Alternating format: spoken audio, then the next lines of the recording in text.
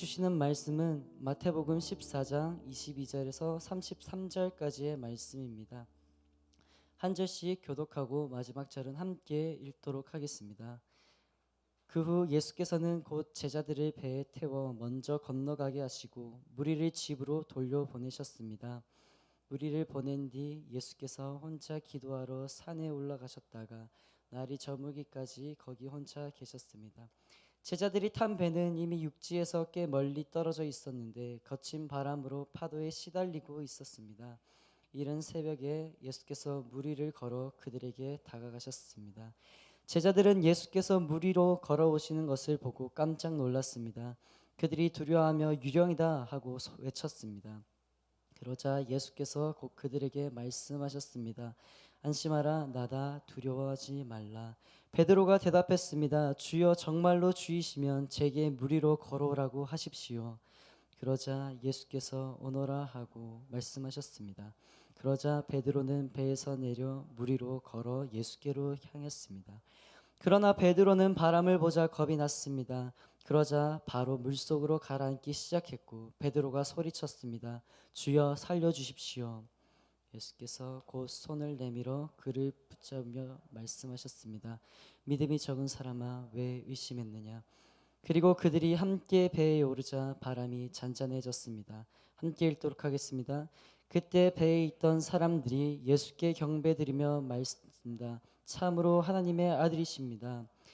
안사밀 목사님이 나오셔서 그분의 타이밍으로 다가오십니다 라는 제목으로 하나님의 말씀을 증거해 주시도록 하겠습니다. 오늘은 그분의 타이밍으로 다가오십니다라는 제목으로 함께 말씀을 나누도록 하겠습니다. 여러분, 인생은 타이밍이다라는 것을 여러분 들어보신 적이 있으시죠? 남자와 여자를 만나는 것도 타이밍, 주차를 하는 것도 타이밍, 투자를 하는 것도 타이밍, 버스를 타거나 지하철을 탔을 때 빈자리를 앉는 것도 타이밍입니다. 특히 연애를 하는 것에 있어서는 타이밍이 중요한데 이 타이밍을 못 맞추면 상대방은 멀어지거나 떠날 수가 있습니다.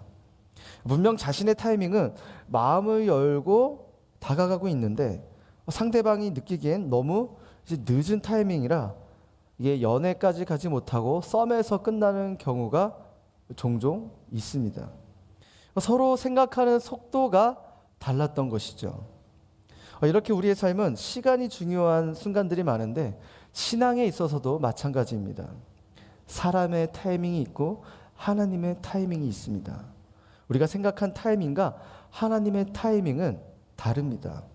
여러분, 오늘 말씀을 통해 인간과 하나님의 타이밍이 어떻게 다른지, 또 예수님의 시간은 어떻게 사용하셨는지에 대해 함께 살펴보도록 하겠습니다. 오늘 22절에서 23절 말씀 함께 읽어보도록 하겠습니다. 시작. 예수께서는 곧 제자들의 배를 태워 먼저 건너가게 하시고 무리를 집으로 돌려보내셨습니다. 그래서 혼자 기도하러 산에 올라가셨다가 날이 저물기까지 거기 혼자 계셨습니다. 네, 오늘 본문 22절 서두에 그 후에라는 시제가 있는데 이전의 사건은 어떤 것이 있었을까요? 앞 구절을 살펴보시면 우리가 너무나 잘 아는 사건, 오병이어 사건이 있었습니다. 예수님의 말씀을 듣기 위해 많은 인파가 몰렸는데 끼니 때가 되었는데도 먹을 것이 없자 예수님은 이들을 불쌍히 여기셔서 물고기 2마리와 보리떡 5개로 5,000명을 먹이신 사건이죠. 그 사건 이후 예수님께서는 그렇게 모여있는 무리를 해산시키셨습니다. 또 제자들을 재촉하여 배에 태워 먼저 바다 건너편으로 가게 하셨습니다. 왜 예수님께서는 무리들을 서둘러 해산시키시고 또 제자들을 먼저 떠나보내신 이유가 무엇일까요? 우리가 23절 말씀을 통해 분명히 알 수가 있습니다. 그 이유는 예수님은 홀로 남아 기도하기 원하셨습니다. 그래서 예수님은 자신을 따라온 사람들을 돌려보내셨어요. 그리고 12명의 제자들에게 앞서 바다를 건너갈 것을 재촉하실 만큼 철저히 홀로 남아 아버지께 기도하기 원하셨습니다. 이와 같은 행동을 바라본 제자들은 너무 당황스러운 예수님의 행동일 것입니다. 오병이어 기적을 체험한 사람들은 기적을 베푼 그 예수님이란 그 새로운 존재가 나타났고 또 다른 기적을 바라며 예수님과 함께 있고 싶어 했을 것입니다. 그런데 예수님이 무리와 제자들을 떠나 개인의 시간을 가지셨는데 그 이유는 바로 하나님 아버지와의 그 친밀한 대화를 원하셨기 때문인 것입니다. 그 어떤 것보다도 하나님 아버지를 사랑했기 때문에 하나님과의 대화 시간을 확보하셨던 것이죠. 마치 사랑하는 연인이 단둘이서만 시간을 보내고 싶어 하듯 친밀한 시간을 예수님은 원하셨던 것입니다. 여러분, 사랑하는 연인들은 단둘이 있는 시간을 지루하거나 따분한 시간이 아니라 오히려 그 어떤 시간보다도 즐겁고 행복하며 그 시간을 우선순위로 두는 것에 초점을 맞추고 있습니다. 그와 마찬가지로 예수님도 하나님과의 그 대화 시간을, 하나님과 그 친밀한 교제 시간을 가지기 위해 우선순위로 두고 사람을 돌려보내고 제자들을 서둘러 바다 건너편으로 보내셨던 것이죠. 여러분, 이것은 우리가 모두가 예수님처럼 반드시 가져야 할 시간인 것입니다. 현실의 삶 가운데 예수님처럼 살아가기 어려울 수 있다라고 느끼신 분들이 있을 것입니다. 그러나 방법은 기도 시간을 우선순위로 두고 다른 스케줄을 조정하면 되는 것입니다. 사랑하는 연인이 서로 만나기 위해 각자 시간을 쪼개 만나거나 또는 스케줄 조율이 어려운 상황이라면 어떻게 해서든지 전화나 카톡으로 대화를 나누며 미주알 고주알 다 이야기하듯 우리도 그렇게 시간을 확보하고 하나님과 대화하고 하나님과 친밀한 교제의 시간을 확보해야 하는 것이 우리의 신앙생활인 것입니다. 여러분, 한번 연애 초를 한번 생각을 해보세요. 현재 연애 중이시거나 또 결혼하신 분들, 그리고 연애를 의도치 않게 현재 오래 쉬고 계신 분들 중에서도 한번 연애 초 그때를 떠올리면서 한번 생각을 해보시기 바랍니다. 대학생 때 이제 MT나 사내 연애하시는 분들의 모습을 보면 분명 이 궁중들 속에 같이 있지만 그들만의 시간을 따로 보내려고 하는 모습을 볼 수가 있습니다. 여럿이 함께 있어도 둘의 그 시간을 만들려고 어떻게든 둘만의 그 사인을 보내고 따로 빠지기도 합니다. 저도 지금의 아내와 연애 초를 생각해 보면 어떻게 그런 에너지는 어떻게 나왔지라고 생각할 정도로 시간을 쪼개면서 만났습니다. 그때 하늘 공동체에서 전도사로 섬기고 있을 텐데 온누리 교육자로서 데이트할 스케줄은 좀 잘 나오지가 않았습니다. 그때는 코로나 이전이기 때문에 홀리스타가 매일 새벽에 홀리스타가 있었고요. 또 저녁에는 화요 성령 집회, 그리고 수요일에는 바이블 아카데미, 목요일은 LTC, 각종 기도회 등 만날 시간이 잘 없었습니다. 카톡으로 서로 연락을 주고받다가 주중에 너무 만나고 싶으면 제가 화성이나 바이블 아카데미 끝나고 밤 10시쯤이 됩니다.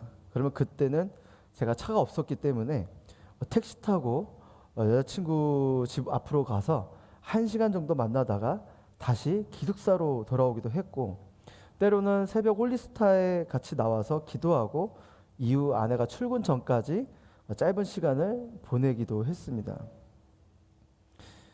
또 저는 그때 기숙사 학교에서 지내고 있었기 때문에 신대원 생활을 하고 있었기 때문에 과제할 시간들도 필요했고 조별 모임이 있을 수도 있었습니다. 학교 내에서 모임이 있을 수 있죠.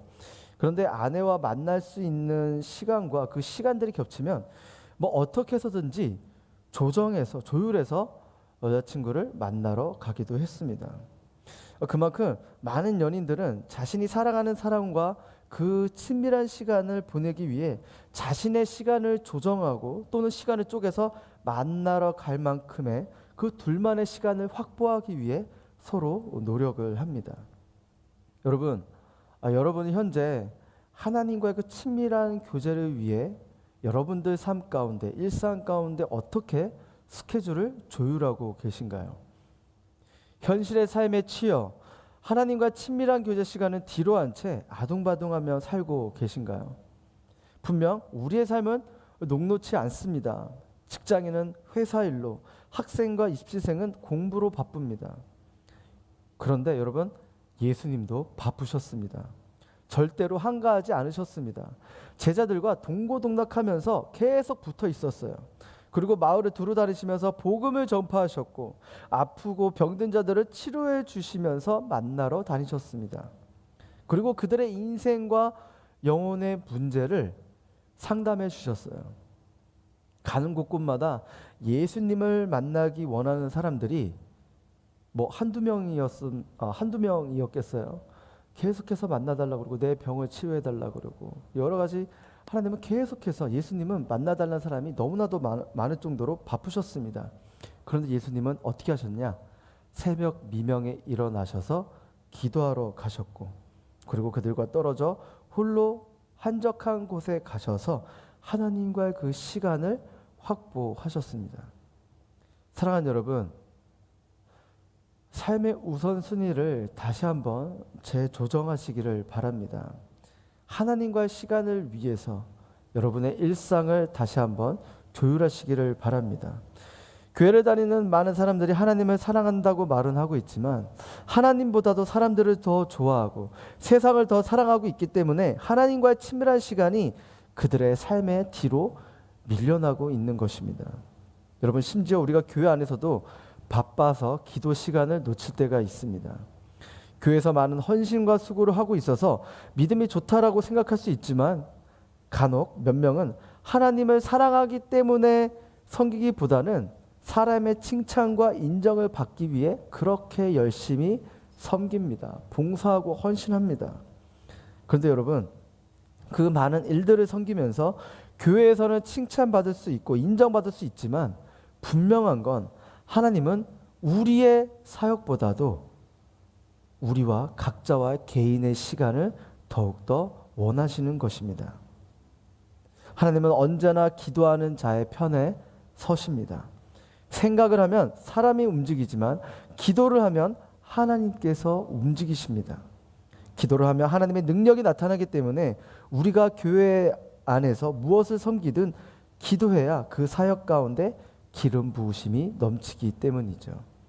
사랑하는 여러분, 우리의 신앙은 생각함으로써 성장하는 것이 아니라 기도함으로써 성장하는 줄 믿습니다. 생각하는 사람은 남을 비판하면서 열등감을 가지지만 기도하는 사람은 남을 기쁨으로 섬기게 되는 것이죠. 그래서 우리가 신앙생활을 하면서 하나님과 이러한 친밀한 시간을 확보하고 그렇지 못하다면 이 시간을 쪼개고 하루의 일상을 돌아보아 우리의 시간을 재조율하여서 하나님과의 그 교제를 확보하는 저와 여러분이 되시길 주님의 이름으로 축원합니다. 자, 우리 27절에서 31절 말씀 함께 읽어보도록 하겠습니다. 시작. 그러자 예수께서 곧 그들에게 말씀하셨습니다. 안심하라, 나다, 두려워하지 말라. 베드로가 대답했습니다. 주여, 정말로 주이시면 제게 물 위로 걸어오라고 하십시오. 그러자 예수께서 오너라 하고 말씀하셨습니다. 그러자 베드로는 배에서 내려 물 위로 걸어 예수께로 향했습니다. 그러나 베드로는 바람을 보자 겁이 났습니다.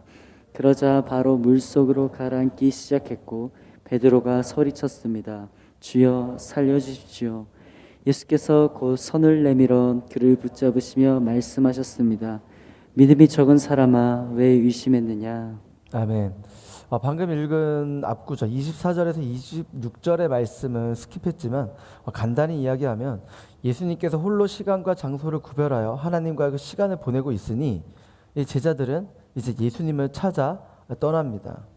그런데 가는 길에 좀 문제가 생겼어요. 제자들이 탄 배가 거친 파도에 휩쓸리기 시작했죠. 처음에는 배가 좌우로 좀 흔들리더니 시간이 갈수록 점점 심해졌습니다. 제자들도 어느 정도 생명의 위협을 느낄 정도로 파도가 치면서 제자들은 불안하고 두려움에 떨기 시작했습니다. 파도는 멈출 생각이 없고 여전히 육지와 거리는 상당히 거리가 있었습니다. 근데 그런 위험한 상태가 지속되다 보니 육신은 몹시 피로해지고 있었죠. 그런데 그때 물 위로 걸어오는 예수님을 제자들이 발견했습니다. 멀리서 희미하게 보였는데 제자들은 처음에 예수님인 줄 모르고 유령이다라고 외치며 무서워 떨었습니다. 그런 제자들에게 예수님은 뭐라고 했나요? 안심하라, 나다, 두려워하지 말라라고 말씀해 주셨습니다. 근데 이렇게 말씀하시자 베드로의 대답은 무엇이라고 얘기했나요? 28절 말씀 한번 읽어보실까요? 28절 말씀 시작. 베드로가 대답했습니다. 주여 정말로 주이시면 제게 물 위로 걸어오라고 하십시오. 네, 베드로의 대답을 보시면 주여 정말로 주시면이라고 번역되어 있지만 그가 예수님인지 아닌지 의심했다는 뜻은 아닙니다. 그는 이미 나다라는 음성을 들었어요. 그래서 베드로는 예수님과 함께라면 나도 물 위를 걸을 수 있겠다라는 자신감에 충만했습니다. 예수님의 크신 능력을 전적으로 신뢰했어요. 그래서 베드로는 저에게 물 위를 걸을 수 있는 능력을 달라 혹은 제가 뛰어내릴 테니 주님이 저를 붙들어 달라고 구하지 않았습니다. 단지 정말로 주시면 제게 물 위로 걸어오라고 하십시오라고 말했습니다. 말씀만 하시면 베드로가 걸을 수 있다는 믿음이 실제적으로 있었기 때문에 베드로는 그러한 말을 할 수가 있었습니다. 그럼에도 베드로는 바람을 보고 무서워 물에 빠진 것이 포인트인 것입니다. 그런 베드로에게 예수님께서 믿음이 적은 자여 왜 의심하였느냐라고 말했죠. 이 말은 예수님께서 베드로에게 트집 잡기 위한 말은 아닙니다. 예수님은 어떻게 너가 물에 빠지게 되었는지를 잘 생각해보고 따져보라는 것을 말하고 있는 것입니다. 여러분 한번 생각해 보세요. 베드로가 그런 상황에서 예수님께 시선을 떼지는 않았을 것입니다. 박태환 같은 수영 천재라도 그 상황에서 예수님을 뚫어지게 쳐다봤을 것입니다. 물의 전문가는 물이 얼마나 무서운지를 너무나 잘 알고 있기 때문이죠. 지금 베드로가 한가하게 스포츠나 취미 활동을 하고 있는 것이 아닙니다. 그야말로 역사상 어느 누구도 걸어보지 못한 새로운 길, 즉 물 위를 걷고 있는 상황인데 그가 주위 경관을 쳐다볼 여유라고는 전혀 없습니다. 그런데 30절에 베드로는 바람을 보고 무서워했다라고 기록하고 있어요. 캄캄한 바다에 파도가 치니까 순간적으로 예수님이 안 보인 것입니다. 물에 눈이 튀었을 수도 있고 눈을 비비는 사이에도 주님이 안 보였을 수도 있습니다. 그리고 다시 보려고 하니까 또 파도가 치니까 예수님이 보였다 안 보였다 했을 수도 있습니다. 그러다 보니 베드로는 순간적으로 이러다 물에 빠지는 것이 아닌지 겁이 났던 것이죠. 여러분 베드로는 한 번도 예수님을 향한 시선을 거두거나 돌린 적이 없었을 것입니다. 파도가 치고 바람이 불수록 예수님만 바라봤을 것입니다. 그에게 닥친 상황과 환경은 예수님을 향한 시선마저 가로막고 있었던 것이죠. 그럼에도 예수님은 그 칠흑 같은 바다 위에 분명히 계셨습니다. 또 베드로를 향해 걸어오고 계셨고 베드로와 그 예수님의 그 간격은 점점 좁혀오고 있었습니다. 그렇지만 베드로가 주님이 자기를 향해 걸어오고 있다는 사실을 잠시 망각했습니다. 여러분 우리도 마찬가지입니다. 고난과 환난이 닥치면 홀리스타나 화성, 기도 외에 자발적으로 나옵니다. 고난이 겹칠수록 하나님만 더욱더 바라보는 크리스천들이 분명 있습니다. 교회에 건성으로 왔다가 하는 지체들도 어려움이 겪으면 물에 빠진 사람이 지푸라기도 잡는 심정으로 그렇게 간절히 기도를 합니다. 그들이 만약 하나님의 살아계심과 그의 능력에 대해 의심했다면 기도조차 하지 않았을 것입니다. 근데 그렇게 기도했는데도 자꾸 하나님의 응답이 지체되니까 베드로처럼 주님이 지금 나를 향해서 베드로를 향해서 지금 가까이 오고 있고 그 거리가 좁혀지고 있는 것을 그는 모르고 또는 망각하고 있는 것입니다. 그래서 환경이 예수님보다 더욱더 크게 보였던 것이죠. 예수님보다 환경이 크게 보이니까 예수님을 찾긴 했지만 상황은 점점 더 심각해지니 그 안에 두려움과 공포가 더욱더 크게 일어났던 것이죠. 그런데 예수님께서 베드로와 함께 배에 오르자 상황은 어떻게 변했나요? 우리 32절에서 33절 말씀 함께 읽어보도록 하겠습니다. 시작. 그들이 함께 배에 오르자 바람이 잔잔해졌습니다. 그때 배에 있던 사람들이 예수께 경배드리며 말했습니다. 참으로 하나님의 아들이심입니다. 그렇게 거치던 바람과 파도가 순식간에 잔잔해졌습니다. 그 광경을 지켜본 제자들은 예수님을 경배할 수밖에 없었어요. 예수님이 하나님의 아들이라는 것을 망각했다가 제자들은 다시 깨닫게 되었어요. 인식하게 되었습니다. 여러분, 이 믿음이란 광대하고도 완전하신 하나님을 향해 얼마나 가슴을 크게 열고 하나님을 받아들이냐의 차원인 것입니다. 인간의 수용의 한계를 넘어서 부어주시는 그분의 은혜를 제대로 깨달아 아는 것입니다. 말하자면 믿음과 은혜의 상관관계를 어떤 공식으로 제한할 수 없다는 뜻인 것입니다. 우리가 그 오묘하고 아름답고 광대한 은혜의 강에 완전히 빠져 현실의 삶에서 세밀하고도 풍성하게 체험하고 누리며 사는 것이 바로 믿음인 것이죠. 여러분, 베드로는 당시 최고의 믿음을 가진 사람이었습니다.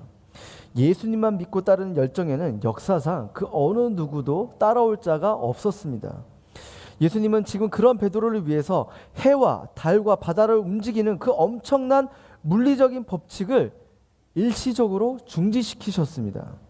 대신에 그에 상응하는 베드로의 믿음과 순종의 행위를 보이길 분명히 요구하고 계십니다. 그래서 하나님의 기적은 반드시 우리의 믿음에 반응이 있어야 하는 것입니다. 하지만 베드로에게 닥친 현 상황이 너무 두려워서 간절하게 살려달라고 예수님께 소리쳤습니다. 여러분, 우리가 기도할 때 너무나 간절하게 외칠 때 어떻게 하나님 예수님께 고백합니까? 주여 주여라고 많이 외칩니다. 베드로는 지금 그런 차원의 외침이 아닙니다. 정말로 너무 힘들고 두려워서 저절로 터져나오는 울부짖음으로 예수님께 주여 주여라고 외치고 있는 상태인 것입니다. 그랬더니 예수님은 어떻게 하셨나요?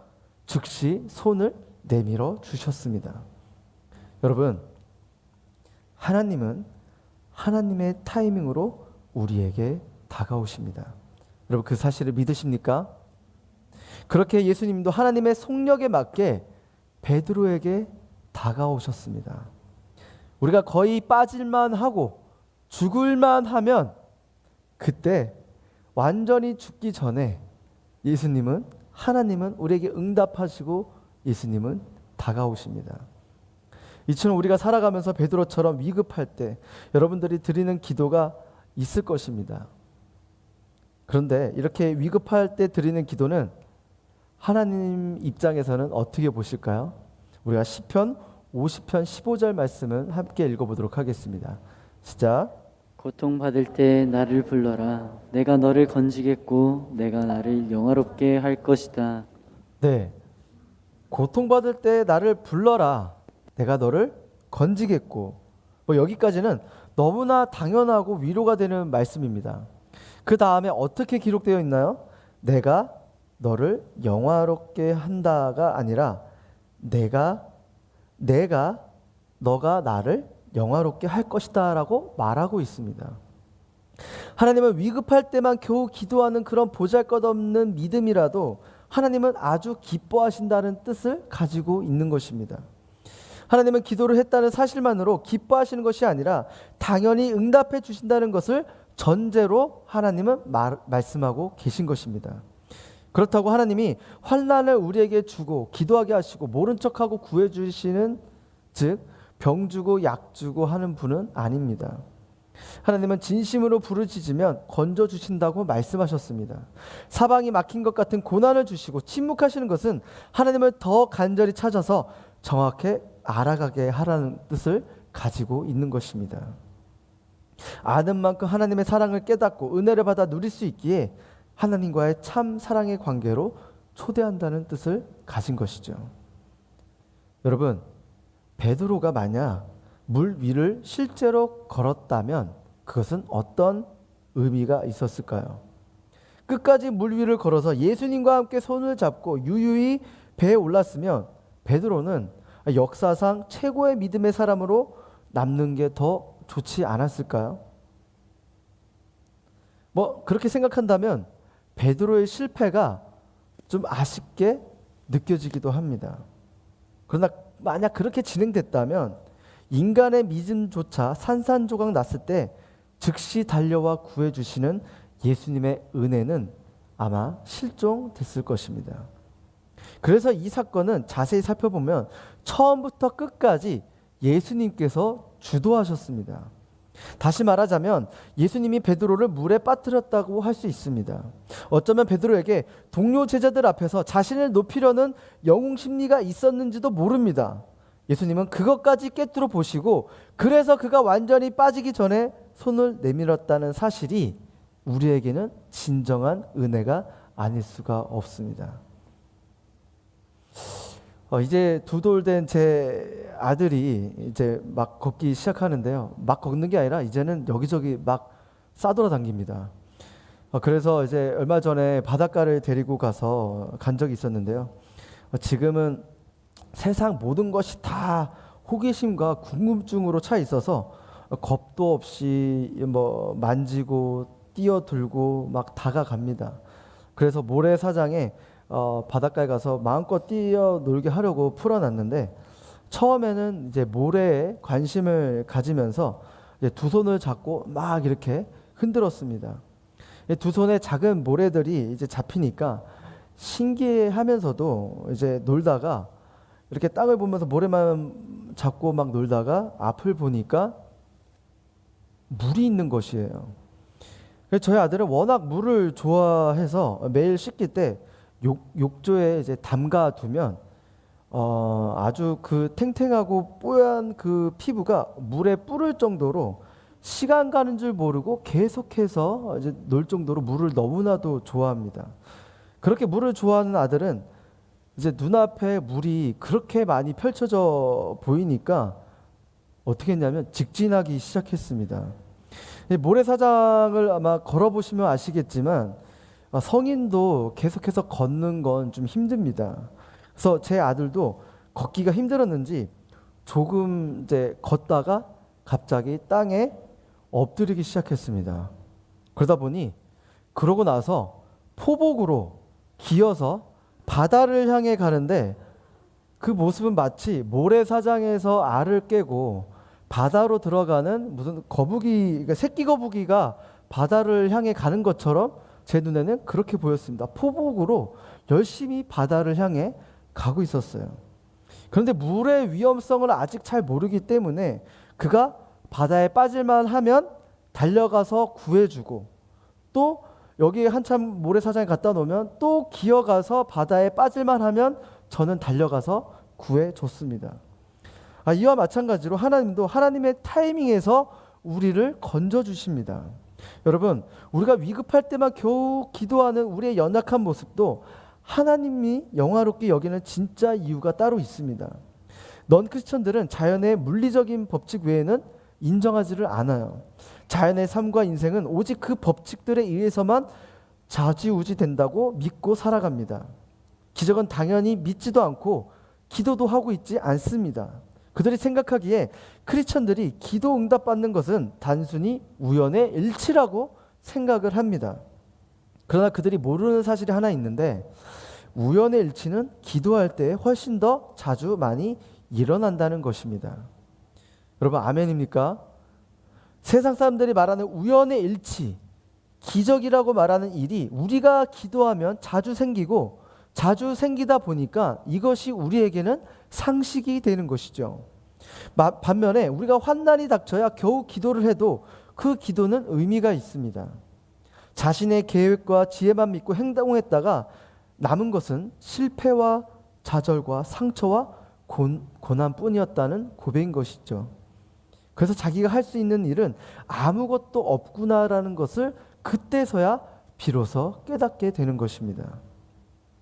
사랑하는 여러분, 하나님은 반드시 여러분에게, 그 고난 가운데 있는 여러분에게 다가오십니다. 하나님의 속도에 맞게, 하나님의 타이밍에 여러분에게 다가오셔서 여러분의 기도에 응답하시고 여러분을 구원해 주십니다. 그리고 우리가 그저 하나님 앞에 엎드리며 나의 왕권과 주권을 하나님께 올려드리면 되는 것입니다. 여전히 내가 살아있고 내가 무엇을 할 수 있다고 생각하여 나로 가득 차 있으면 하나님은 실패를 통해 우리가 다루어지기를 원하십니다. 그리고 32절에서 33절에는 또 다른 중요한 메시지가 있습니다. 한번 32절, 33절 말씀 다시 한번 보시겠습니다. 시작. 그리고 그들이 함께 배에 오르자 바람이 잔잔해졌습니다. 그때 배에 있던 사람들이 예수께 경배드리며 말했습니다. 참으로 하나님의 아들이십니다. 자, 32절을 보시면 예수님께서 배에 오르자 바람이 멈추었다라고 기록하고 있습니다. 즉 예수님께서 배에 오르시자 이제껏 제자들을 두렵게 만들고 공포스럽게 만들었던 모든 문제가 해결되고 드디어 안정을 찾을 수 있게 된 상황입니다. 여기서 한 가지 깨달을 수 있는 점은 그들의 문제가 그들의 배 밖에 있었던 것이 아니라 그들의 배 안에 있었습니다. 다시 말해서 그들이 밤새 고통스러운 시간을 보냈던 것은 그들의 배 밖에서 거센 폭풍이 몰아치고 높은 파도가 일어나 그들의 배를 흔들었기 때문은 아니었습니다. 그것은 그들의 배 안에 예수님이 없었기 때문에 그 문제는 일어났던 것입니다. 가만히 살펴보면 여러분 대부분의 문제들은 우리들의 외면 세계에서 발생되는 것이 아니라 바로 우리 내면 세계, 곧 우리의 마음에서 시작됩니다. 예수님의 제자들의 문제가 배 밖에서 일어난 문제의 원인이 아니라 배 안에 있는 제자들의 상황과 환경을 보고 예수님을 생각하는 우리의 마음의 변화에서 일어났기 때문입니다. 우리의 마음속에 예수님을 굳게 붙잡고 지낸다면 어떠한 상황과 환경 속에서도 흔들리지 않은 편안함이 있습니다. 사랑하는 여러분, 마치 한 침대 브랜드의 광고처럼 그 문구가 떠오르지 않으세요? 흔들리지 않은 편안함. 이 문구를 다른 관점으로 그리고 믿음의 관점으로 한번 적용해 본다면 우리 안에 예수님과 동행하고 있는 사람은 어떠한 상황과 환경 속에서도 흔들리지 않은 평안과 편안함이 있습니다. 세상 사람들이 우리를 볼 때 분명히 좌절하고 낙심하며 괴로워하는 것이 맞지만 우리는 우리 안에 내주하고 계시는 예수님으로 인해 감사의 고백을 드리는 것이 세상 사람들을 볼 때 이상하게 여기는 이유가 바로 그 점인 것입니다. 하지만 하나님의 자녀들은 압니다. 이 상황을 역전시켜 주실 분이라는 것을 너무나 잘 알기 때문에 우리는 그 낙심 상황 가운데 어려운 고난 가운데 우리는 담대할 수가 있는 것입니다. 우리는 언제나 우리의 외면적인 문제와 환경과 상황 처지를 바꾸려고 하기에 앞서 우리 안에 예수님을 모시며 살아가기를 힘써야 합니다. 내주하고 계실 때 그 어떤 문제와 환경 속에서도 하나님만이 줄 수 있는 참된 평안이 우리 가운데 넘쳐나게 될 줄 믿습니다. 사랑하는 여러분, 우리 삶에 고난과 역경이 찾아온다고 하여도 하나님은 그저 우리의 고통과 아픔을 지켜보시는 그런 하나님이 아니십니다. 우리가 아직 모난 부분들을 다루시고 삶의 주인이 나에게서 하나님에 옮기기 위해 우리에게 때론 거친 파도와 바람을 허락하십니다. 우리의 실패를 보고만 있지 않으시고 우리에게 다가오시며 손을 잡아주십니다. 그리고 그 실패를 통해 우리의 영혼은 더욱 성숙해 하나님의 원하시는 모습으로 성숙해져 갈 것입니다. 그리고 여러분, 하나님은 하나님의 속도에 맞게 우리에게 다가오십니다. 하나님은 분명 우리에게 응답하시고 우리에게 말씀하십니다. 그러나 우리가 반드시 알아야 할 것은 그 응답의 시간이 단축되고 있는데도 불구하고 우리는 기다리지 못해 불안하고 두려움에 떠는 것이 우리의 모습인 것입니다. 사랑하는 여러분, 우리 안에 하나님이 우리와 함께 하시고 우리를 위해 앞서 나가시는 하나님에 대한 확신이 우리 안에 있기를 주님의 이름으로 축원합니다. 언제나 하나님은 우리에게 다가오시고 하나님의 속도에 맞게 오십니다. 여러분, 그 사실을 믿으면서 언제나 신실하게 응답하시는 하나님께 믿고 나아가는 저와 여러분 되시길 주님의 이름으로 축원합니다.